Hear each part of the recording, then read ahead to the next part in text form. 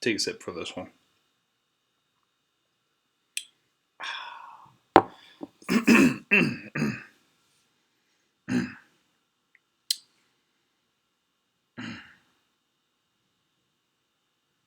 Woe to you, scribes, Pharisees, hypocrites! For you lock people out of the kingdom of heaven. For you do not go in yourselves, and when others are going in, you stop them. Woe to you, you hypocrites! What's going on today? What's going on today? Oh, I had to get the energy up for this. Jesus, this is Jesus now. Matthew 23 is where I'm at. The whole chapter, right? The scribes and the Pharisees sit on Moses' seat. Therefore, do whatever they teach you and follow it. But do not do as they do, for they do not practice what they preach. They tie up heavy burdens, hard to bear, and lay them on the shoulders of others. But they themselves are unwilling to lift a finger to move them. They do all their deeds to be seen by others. They make their phylacteries broad, their fringes long. They love to have places of honor at the banquets and the best seats at the synagogues, to be greeted with respect in the marketplaces, that people call them rabbi. But you are not to be called rabbi, for you have one teacher and you are all students. Call no one your father on earth, for you have one Father in heaven. The greatest among you will be your servant. All who exalt themselves will be humbled, and all who humble themselves will be exalted. This is near the very end of Jesus' ministry. And in Matthew, Jesus lets the Pharisees have it. They've been kind of... we've had some of these texts actually recently in church, but we get the nice ones. We don't get these kind of rough and tumble, right? Really, Jesus is in like a fight night here. Round after round, they go at it. Jesus wins, by the way. Probably the reason they decided to kill him. He's winning too much. And he's calling the teachers out for their hypocrisy, right? They don't practice what they preach. It's what Luther calls the big-bellied pastors getting fat off the works of the people, right? There was these pastors in Luther's time that they didn't do anything. And the people did all the work, and they took the credit. Jesus kind of says what's happened here with the temple system. God's teachings are true, but they're not following it. Don't follow their example. Follow what God teaches. It's kind of what Jesus is separating here. And he keeps going. There's a good, where is it? You blind Pharisees. Oh yeah, that's my favorite. Verse 27. Woe to you, scribes, Pharisees, and hypocrites. That's also the biggest insult. Matthew's hypocrites. Anyway, watch the Matthew Bible study I gave back in April. Fantastic. To get into what's going on here. But for you are like whitewashed tombs, which on the outside look beautiful, but inside they're full of bones of the dead and all kinds of filth.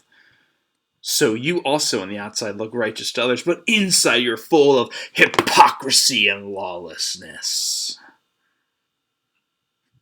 See, serving's not about how it looks. It's not done for looks. It's not about how it makes us feel or makes us look good. It's not about our own promotion, the promotion of our true teacher, our God, Jesus Christ. But it's about serving, again, like we talked about yesterday. It's about serving because we believe it. We're serving because there's a need. It's serving because we can. We have the abilities, right? Jesus reinforces, again, in this Matthew passage, what we heard yesterday. The greatest among you will be your servant. Right? Yes, we promote how we serve because we want to get people involved. We promote because it's good news. We want to get people connected. We want to work with ministry partners, right? We're not doing it to brag. We're doing it to have people hear that a difference in the world can be made by how we serve, and the God that we work with and serve is transformative. So that's what Jesus is trying to get at here. There's a difference between serving ourselves and serving God. There's a difference between being humble in serving and being showy in serving. There's a difference